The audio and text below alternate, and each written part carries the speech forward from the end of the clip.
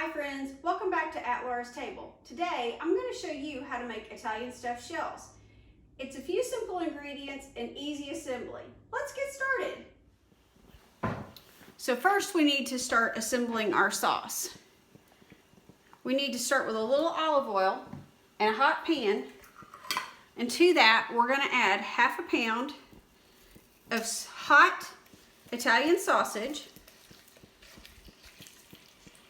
and half a pound of ground beef.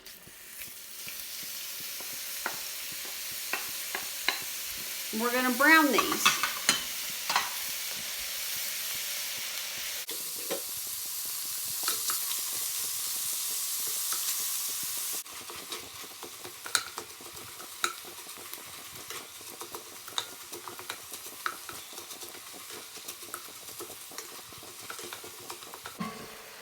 Okay, once you've got your meat cooked through and broken up with the flat end of a spoon, you want to add 1 medium onion diced,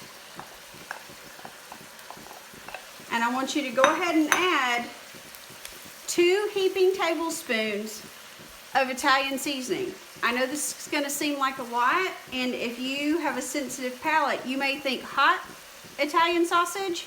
But trust me, when you add this to all this ricotta cheese, the balance of flavors is going to be perfect. But we want to wake these dry spices up. So get this stirred in here good.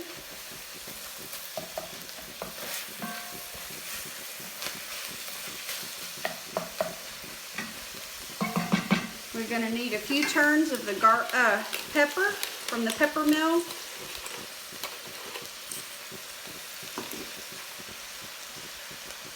Just a little bit of salt because my tomatoes are not going to have any salt in them. Apparently, I'm going to throw it all over the kitchen. And I'm going to squeeze 3 cloves of garlic through my garlic press. I know a lot of you at home have one of these handy tools as well. Makes things a little quicker in your kitchen.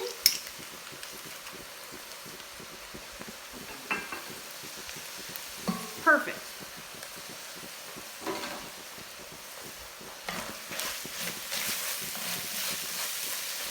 This is a recipe you can easily double for a large group, or if your family's larger and likes leftovers. Now I'm going to add my 28-ounce can of crushed tomatoes.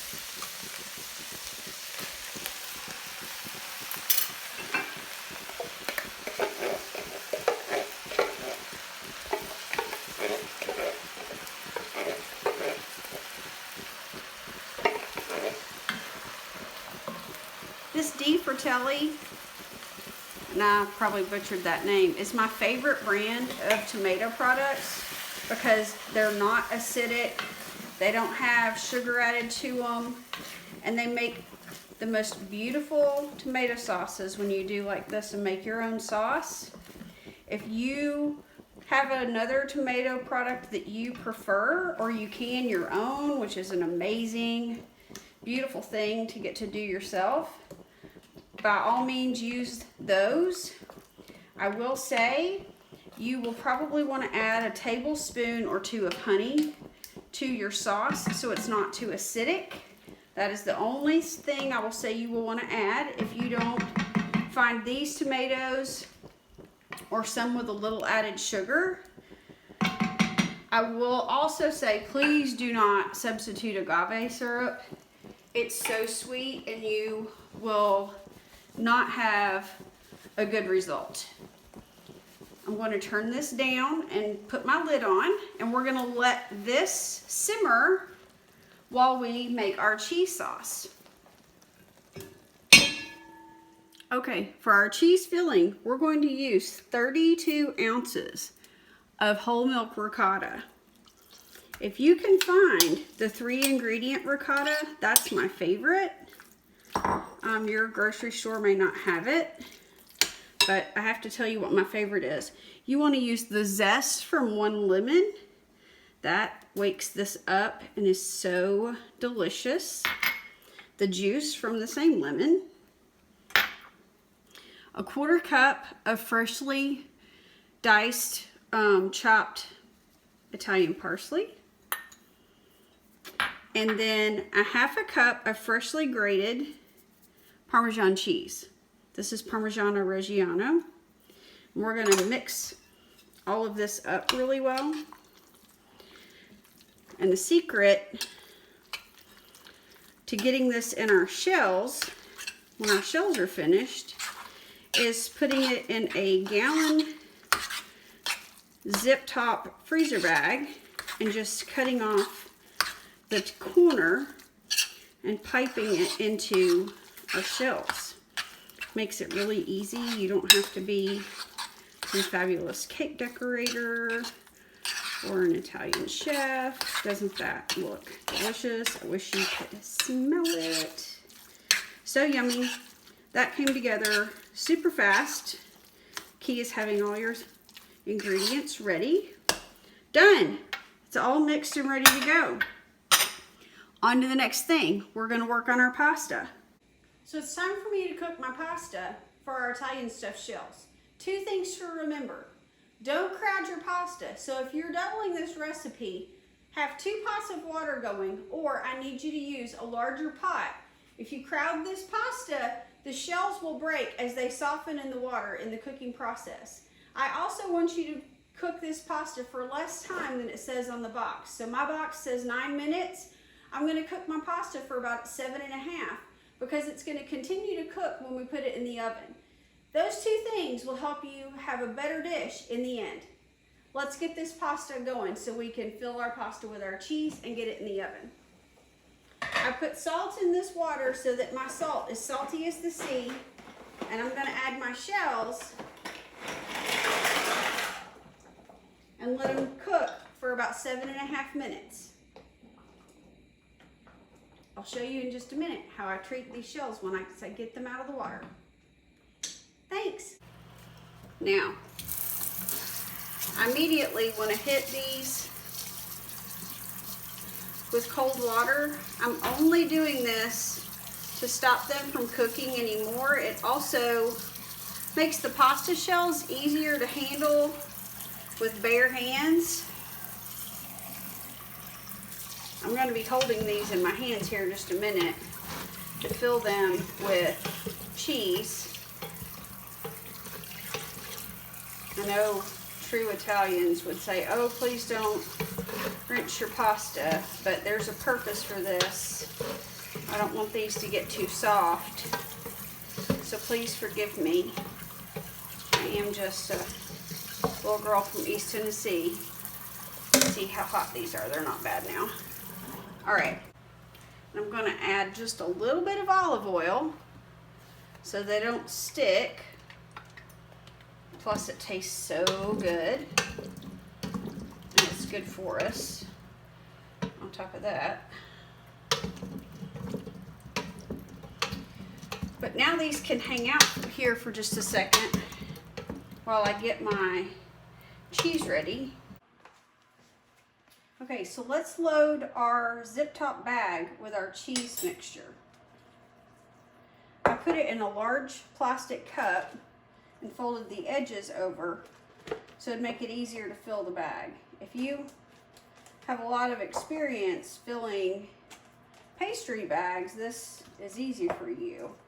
I do a lot of savory cooking, so this makes this a lot easier for me. So, oh, this smells so good. So it's just one of my kitchen hacks to make my life easier. See, all of a sudden, all of that cheese is in my bag, ready to go in my shells. Okay, it's time to assemble our dish. I have a 9x13 casserole dish here that I've sprayed with nonstick spray. That makes it so much easier to clean this dish. I'm just using a measuring cup to scoop some of our sauce that we made a little earlier into the bottom of our dish, because it's always better with a little sauce on the bottom and on the top. Now, I'm going to cut the tip off. Now, you can take more off the tip, but you can't put it back if you cut too much. So, that's my warning there, okay? Now, here's my shell. See how easy that is to fill up? You can lay them whichever way you like, makes you happy, whatever. This bag right now is a little bit big for my hand, but it's easier if I just go ahead and put all the cheese in there now.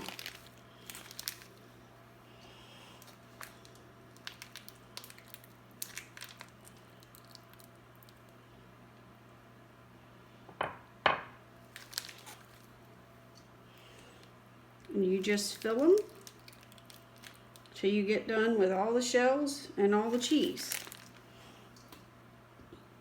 And I'm going to be quiet during this part so I can speed it up with that fancy technology stuff we have.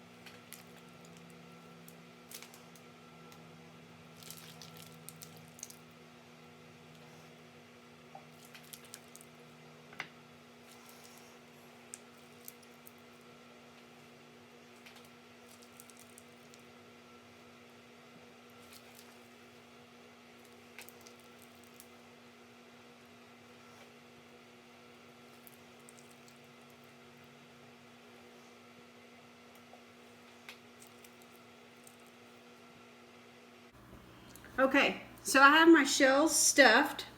Now to top the rest of the dish with more sauce.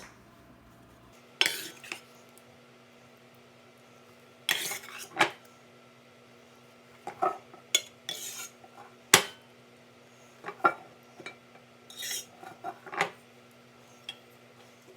right, I'm going to spread this evenly over the top. And then I have 8 ounces of freshly shredded mozzarella cheese to go over the top.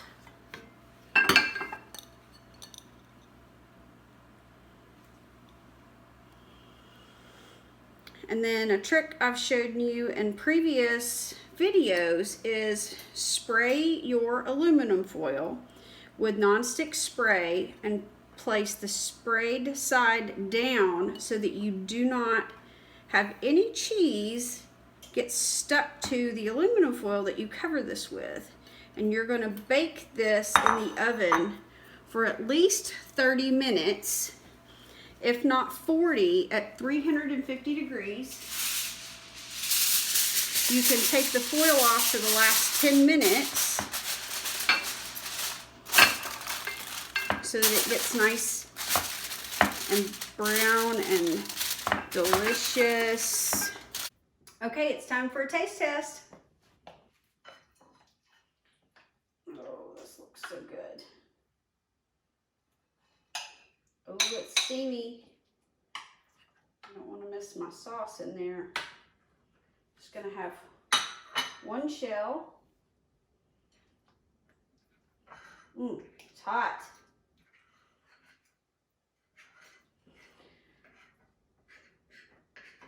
This is something you can make ahead and stick in the refrigerator. And if you cook this from cold, you're going to want to bake it for an hour at 350 degrees.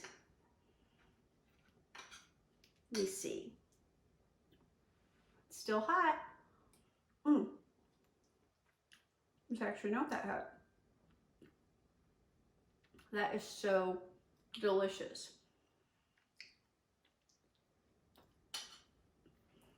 Don't forget to like this video, click below and subscribe.